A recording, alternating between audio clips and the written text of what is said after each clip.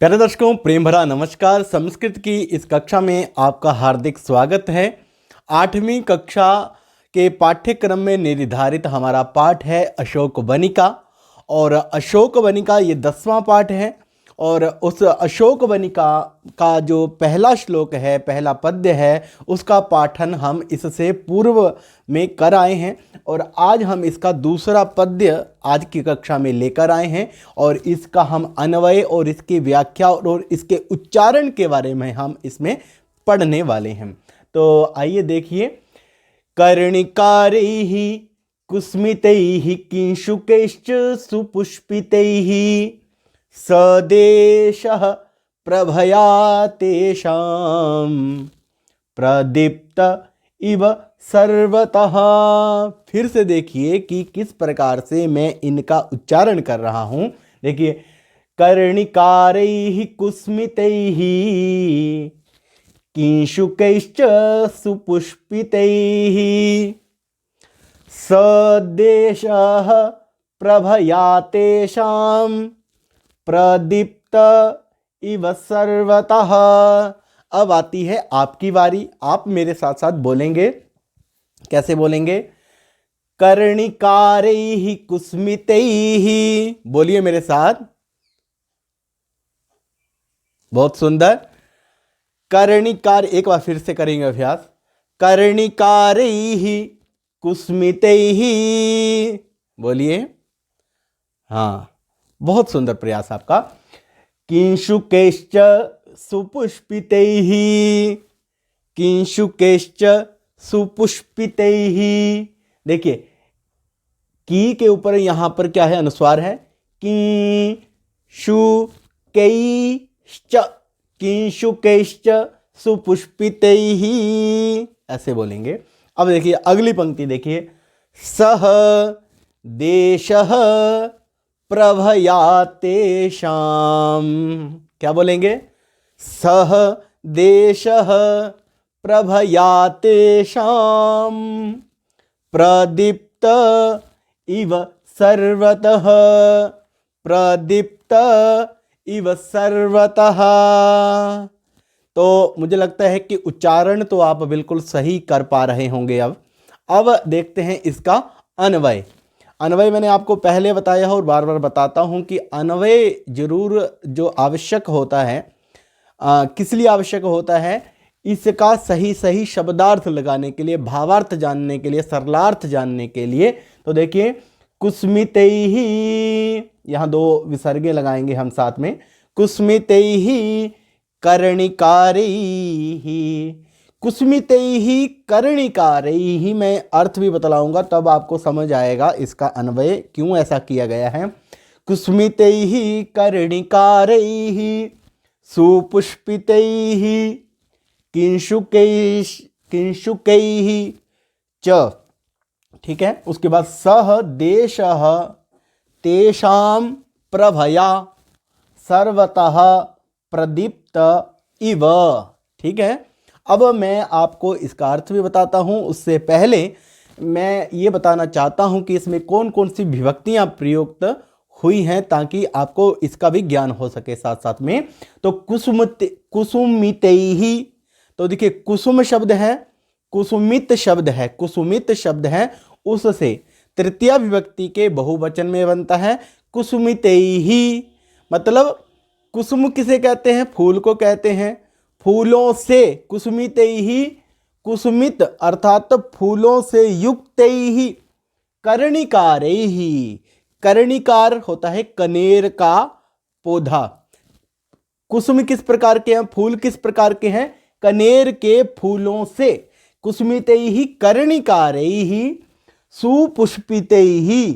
सुपुष्पित, बहुत अच्छी तरह से सुपुष्पित हुए, पुष्पित हुए। किंशुकैः, किंशुक कहते हैं पलाश के पौधे को, और किंशुकैः पलाश के फूलों से। कौन कौन से फूलों का यहां वर्णन आया? कुसुमितैः कर्णिकारैः। कुसुमितैः कर्णिकारैः अर्थात कनेर के फूलों से। और सुपुष्पितैः किंशुकैः और सुपुष्पित हुए, बहुत अच्छी तरह से पुष्पित हुए, लदे हुए किंशुकैः पलाश के फूलों से सहदेशः। सहदेशः मतलब कौन सा देश, किस देश की बात हो रही है? अशोक वनिका का वह प्रदेश, जहां पर अशोक वनिका स्थित है, वह स्थान। सह देशः, वह देश। तेषाम, तेषाम उनकी, तेषाम शब्द जो है वो षष्ठी विभक्ति के बहुवचन में बनता है तेषाम। तद शब्द से पुल्लिंगवाचक में और नपुंसक लिंग में दोनों जगह पर षष्ठी विभक्ति के बहुवचन में बनता है तेषाम।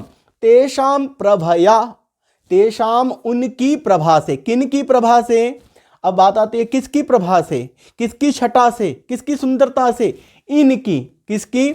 कनेर के फूलों की शोभा से और सुपुष्पित हुए पलाश के फूलों की शोभा से वह देश जो है प्रभया, तेषाम प्रभया, उनकी प्रभया से, प्रभा से, सुंदरता से, छटा से, सर्वतः प्रदीप्त इव, वो सब तरफ से, चारों ओर से, प्रदीप्त मतलब पूरा ऐसे उद्दीप्त सा, या ऐसा जगमगाने की तरह लग रहा है। इव होता है की तरह प्रतीत हो रहा है। तो अब शब्दार्थों को जानते हैं और साथ साथ में करते हैं इसकी व्याख्या।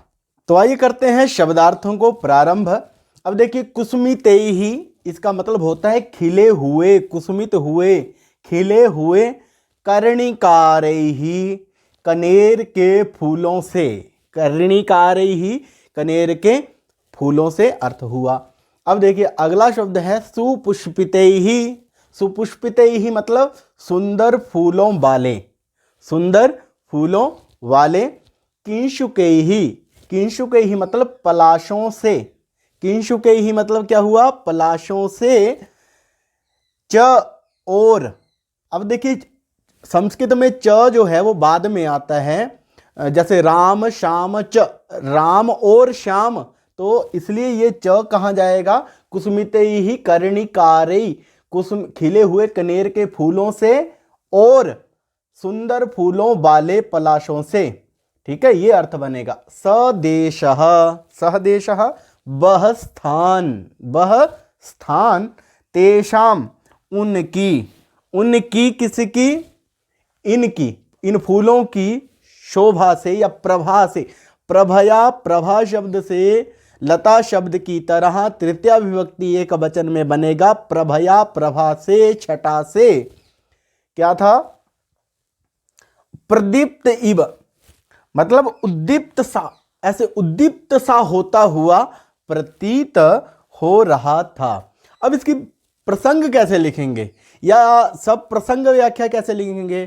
तो लिखेंगे प्रस्तुत पद्य में हनुमान जी वर्णन करते हैं कि खिले हुए कनेर के फूलों से और सुंदर फूलों वाले पलाशों से वह स्थान, अर्थात वह अशोक वन का स्थान, अशोक वाटिका जो है स्थान, उनकी प्रभा से उद्दीप्त सा प्रतीत हो रहा था। ये इसकी हम हिंदी व्याख्या लिख सकते हैं। और इसके साथ साथ तो आज के लिए तो रहेगा हमारा पाठ इतना ही। इसी पद्य को आज हम पढ़ेंगे और उसके बाद अगली वीडियो में हम लेकर आएंगे इस पद्य को। आप देखिए कौन सा पद्य है ये। पुन्नागाः सप्तपर्णाश्च चंपकोदालकस्तथा विवृद्धमूला वहवः शोभन्ते स्म सुपुष्पिता। तो ये पद्य है, इस पद्य को भी आप देखें और आज पढ़ाए गए पद्य को भी आप ध्यानपूर्वक देखिए, उसकी व्याख्या को समझिए, उसको अच्छे तरीके से स्मरण कर लीजिए, याद कर लीजिए, कंठस्थ कर लीजिए। फिर से मिलेंगे नए वीडियो में नए विषय के साथ, अगले पद्य के साथ। तब तक के लिए जयतु संस्कृतम, जयतु भारतम। प्यारे बच्चों, आप देख सकते हैं ये है कनेर का पौधा। इसमें लगते हैं कनेर के फूल जो कि पीले रंग के होते हैं। ये इस तरह से कुछ दिखता है। जब हम इसकी पत्तियों को तोड़ते हैं तो आप देख सकते हैं कि इनसे दूध निकलता है। इसके साथ साथ देखिए ये है पलाश का पौधा, जिस पर पलाश के फूल लगे हुए हैं लाल रंग के।